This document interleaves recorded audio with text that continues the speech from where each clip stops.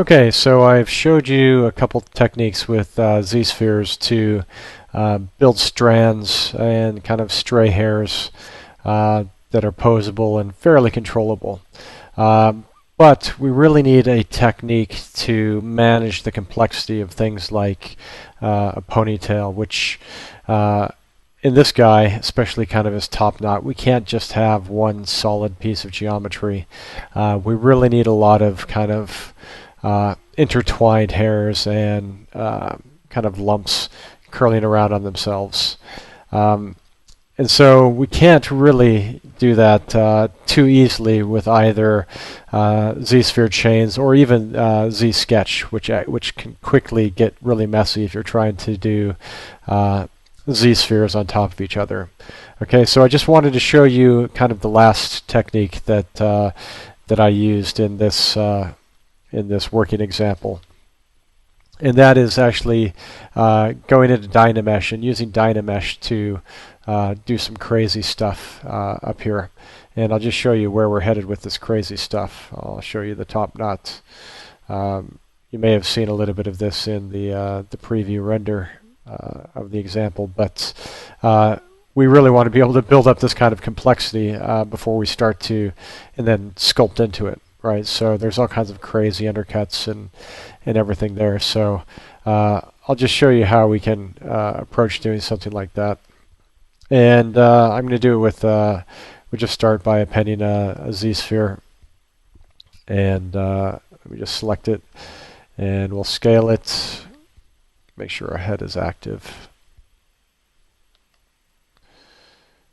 Scale this. This is just going to give us a foundation to Dynamesh with. That's all. It could be anything. It could be a banana or whatever you want. A banana primitive. I don't know if those exist. But I think a sphere is going to be just about right for us. And I'll just take him down a tiny bit. So this is going to be kind of the core of our knot. Something to begin with, anyways. Okay, and so now if we want to get started on this, we go into Dynamesh, right? So if you've forgotten, Dynamesh is right over here. And if I just Dynamesh right away, you'll see that resolution is pretty poor and not really adequate for what we're trying to achieve, which is all those little undercuts. Right, so I can barely even pull this around without it losing a lot of resolution. So I'll just whack it up to around 600 and see what happens. Let me just sculpt a little bit with clay tubes and see what happens. Okay, so that's pretty good resolution to start with. We can always increase as we need to. Okay, so the general workflow that I used in my little example is I kind of just went crazy with clay tubes in here on our base, just kind of getting some forms to swirl and interlock.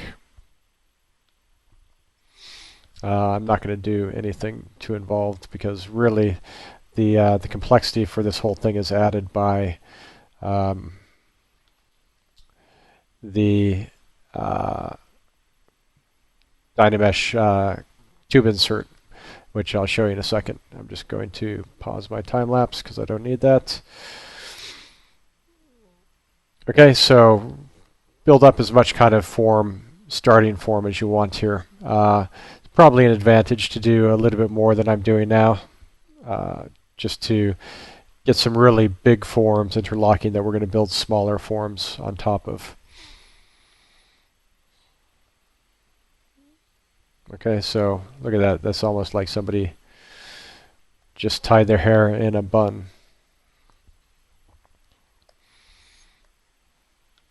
So if you're pressed for time, maybe you could just do something like this and put a few little hair strands in it and call it a day. But if you have a little bit more time, you might want to go in with what we're going to do next. So I'll just remesh with control drag And now I want to show you guys the curved tube brush. Right, for people who haven't used any of these kind of curve brushes, they're actually pretty sophisticated and a little bit, well, quite a bit different than just standard brushes in ZBrush. So really, what you get as an output is a modifiable kind of curve tube insert, really. And so I say modifiable. In this first instance, after you've just drawn it, you can see that I mouse over this this tube, this line, and it shows an editable curve. Right? You can see something strange just happened. It just popped really small. So you can do two things. What you're seeing me do right now is editing the actual curve. But the other thing you can do is when you're off the curve, if you change your draw size, which I do a lot, and then click back on, and you'll see it it goes back and updates for the new draw size. Okay, so this is how we're going to really build up a lot of complexity by doing curves like this. So again, when you're hovering over the mesh, I always change my draw size with my slider, so let me just try to keep this consistent. When you're hovering over kind of the line, the mesh curve, your cursor is blue or kind of cyan, which means that you're kind of adjusting your edit point, kind of your ability to influence edit points.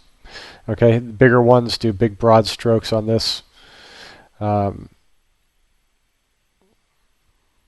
And smaller ones do finer strokes, finer adjustments, right? So you can tweak out small little vertices. Okay, when you're off, again, your cursor goes back red, and this is the update for the size. The next control that you have is on your endpoints, right? So you can move these endpoints around as much as you want, and it kind of stretches and rotates to accommodate. Okay, so that is a tube, curved tube. Thing that you could do to build up some complexity is, well, we can just start by doing a bunch of these, right? Just going crazy with them. Bearing in mind, it's a little bit like what I said about the Z sketch armature, in that it only ever exists in a plane. Right, so often you might want to go in and tweak it out of the plane if you're going to try to give it some extra nice gesture or something, or if you just want to change the overall position. Okay, so we can build up complexity that way.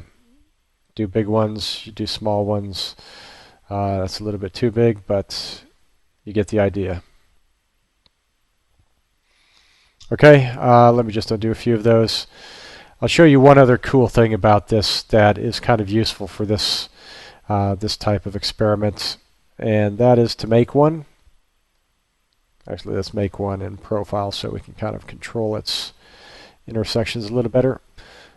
I'll change my size. I'll size them down a little bit to, I don't know, like that. And one click and it'll update. And now what we can do that's kind of fun, and I used it a little bit, is if you dock your stroke palette, you'll find down here all the controllers for this this setup that we have. So we're in curve mode, that's what we're doing. Bend curve, that means our updatability. But what we get if we go down here, I'll leave some of these other things for a little tutorial video in ZBrush Central. But if you hit snapshot, it will just take an instance of, drop an instance of what you've just updated or what you've just sculpted. And then you can just grab the curve with it still active and snapshot again. Right, so you can just hit snapshot as many times as you want. Or it would be a good idea to hotkey it, which I have it hotkeyed to / key. Okay, these are actually a little bit too regular for the kind of stuff we're doing right now, but it's good to know they're there, and I used them on occasion when I was blocking out some of the complexity in this.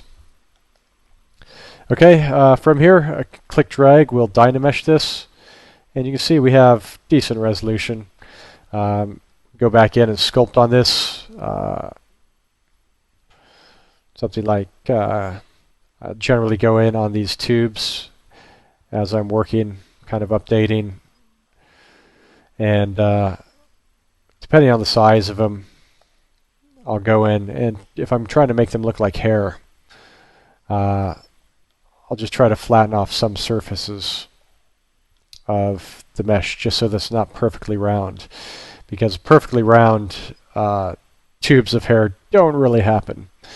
And this is going to be a crazy little hairdo that I'm working on now, but you get the idea, I hope. Okay, so we can do that. Another thing that's useful when you're kind of building up complexity, if you want, is some of these curve tubes don't come out just the size that you want them, or if you're just dropping a ton of them in at different sizes, you may want to inflate some of them. Normally inflate can cause problems, but because we're in Dynamesh, it's pretty controllable. And if I just remesh now, you can see that this is all, again, sculptable, and I can clay tubes it and make other things happen. Even down here I don't quite like that.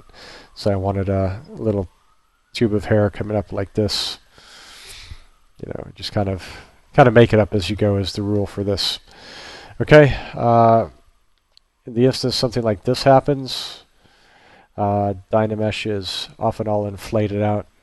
Let's see if I can just get it to collapse back on itself and close itself up. Or you could just use undo as well. But Dynamesh is pretty flexible. Okay, so that's it. That's some of the magic. Curved tube is the guy, is the go-to guy. So just really have to figure out how it works and how these things align, because the secret is to try to get them to go out and do crazy things. It's very easy to get them to stay in the bundle, but you really want to just kind of do interesting things. Even kind of stray hairs that just pop out is fine. You don't need to be too precious. You see I had some small ones.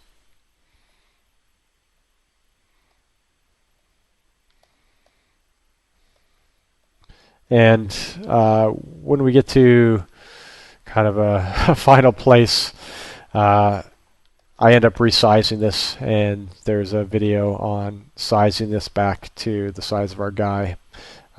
If you followed along with the whole process that I've gone through here, this head was scaled up so that we would have enough resolution in our Dynamesh because of the original scale of our model. Okay, so this will get scaled back to that size, and then I sculpt and refine this with a subdivision or two. Okay, and I'll just show you kind of what I built up. This is not obviously going to go anywhere, but I used the Dynamesh for this. Just turn them all on.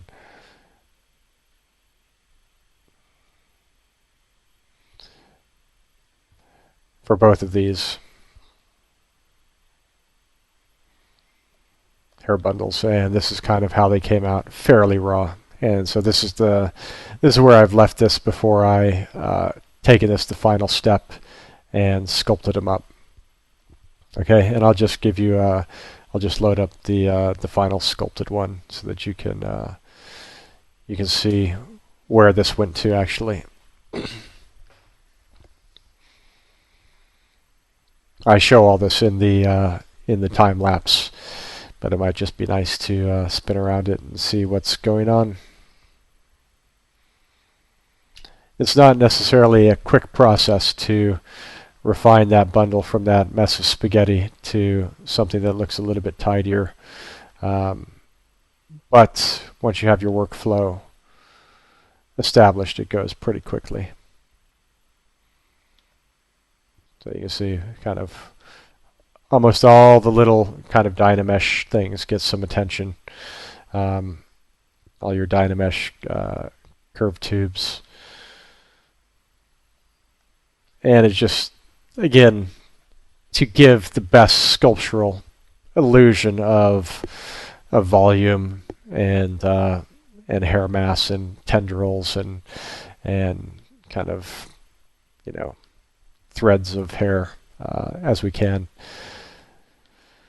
So that's where we're going to, and that's the technique. So I did use some Z-spheres, and but the majority of these are Dynamesh Magic with curved tubes. So give it a try, play. It's quite fun to experiment with, and this is quite a forgiving thing to build with it because it doesn't need to look like anything really. Okay, enjoy and good luck. Thanks.